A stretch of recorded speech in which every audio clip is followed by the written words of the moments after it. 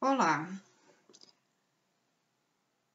nós vamos ver a última teoria, então, que é utilizada para explicar a ocorrência e a existência dos compostos de coordenação, que é a teoria do campo ligante.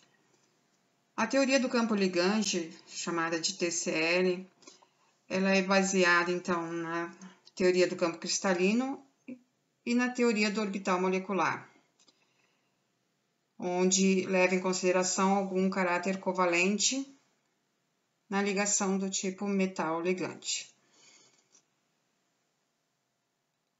Essa teoria do campo ligante, ela é baseada em parâmetros experimentais.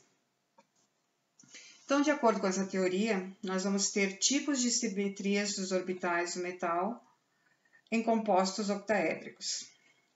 Então, quando nós tivermos um orbital do metal, ele for S, nós vamos chamá-lo com a indicação de simetria como A1G. Quando o orbital do metal for Px, Py, Pz, nós vamos chamá-lo de T1U. Quando o orbital do metal for DXY, DXZ, DYZ, nós vamos chamá-lo de T2G. E quando o orbital do metal for DX2, Y2 e DZ2, nós vamos chamá-lo de EG. Então, vejam que aqui nós vamos ter a mesma indicação usada na teoria do campo cristalino, né? Quando nós tivermos orbitais DXY, DXZ e DYZ, nós vamos ter os orbitais T2G, são chamados de T2G, segundo a teoria do campo cristalino, e são chamados de EG os orbitais DX2, Y2 e DZ2, segundo a teoria do campo cristalino.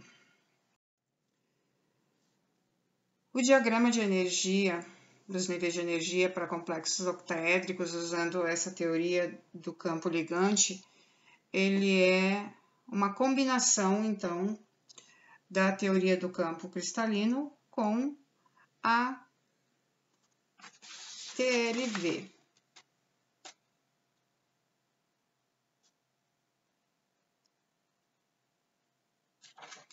Onde nós temos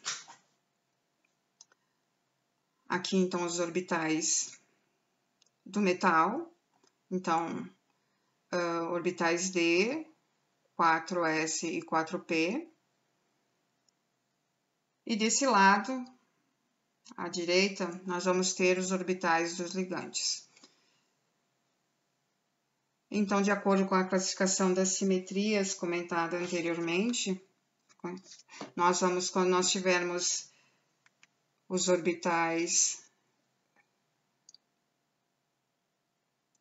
S, tá? Então, nós vamos ter a indicação da simetria como sendo A1G, então, ligante, A1G ligante, com menor energia, e A1G antiligante, com maior energia.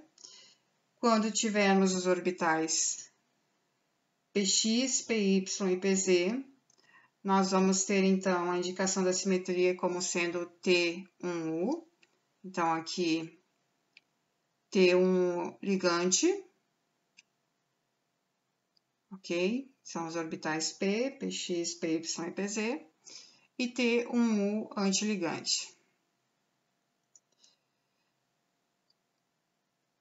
E quando nós temos os orbitais D, então, os 5 orbitais D do metal, eles vão se desdobrar em T2G e EG. Só que nesse caso, segundo essa teoria do campo ligante, os orbitais T2G são considerados degenerados, ou seja, eles vão ficar localizados no mesmo nível de energia dos orbitais do metal.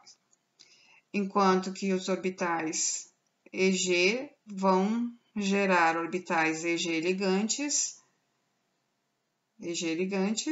e EG antiligantes.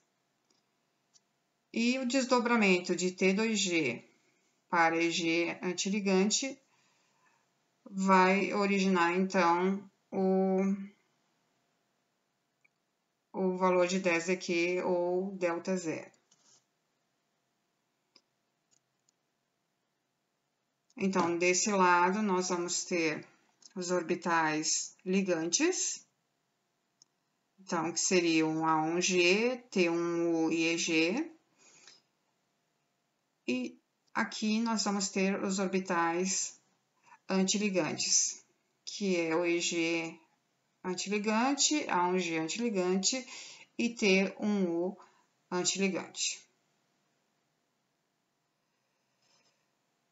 E nessa posição, então, nós vamos ter os elétrons que fazem parte dos orbitais do ligante, né? Então, aqui no caso, para complexos octaédricos, então, nós vamos ter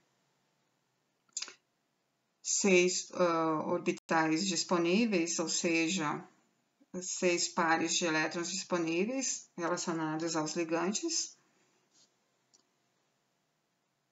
E em relação ao preenchimento do diagrama dos níveis de energia dessa teoria do campo ligante, então, quando nós tivermos o ligante forte, tá? Então, nós temos aqui representado no caso, o hexacarbonil cobalto 3, lembrando que a carbonila é um ligante forte, né? Tá? Então, o que vai acontecer? Nós vamos ter aqui, nessa posição onde nós temos os ligantes, nós vamos ter ali os 6 pares de elétrons, respectivamente, relacionados com cada ligante carbonila. E quando se faz a distribuição do cobalto 3, ele vai ser um D6, tá? Um D6, então ele vai ter 6 elétrons em D. E como a carbonila é um ligante forte, esses elétrons vão ser emparelhados, né? E vão ser preenchidos aqui, então, em T2G. Tá? Então, nós vamos ter 1, 2, 3, 4, 5, 6. O preenchimento dos orbitais, ele vai ocorrer da seguinte forma. Então, primeiro, os orbitais são preenchidos com os pares de elétrons relacionados aos ligantes, tá? Então, aqui, esses pares de elétrons são dos ligantes. Então, A1G vai ter, então, um par de elétrons. T1U, que equivale a PX, PY e PZ, vão ter os 3 pares de elétrons. E EG, então, ligante, que vai, então, ter os 2 pares de elétrons, perfazendo o total de 6 pares de elétrons relacionados, cada par, a uma carbonila, a um ligante carbonila.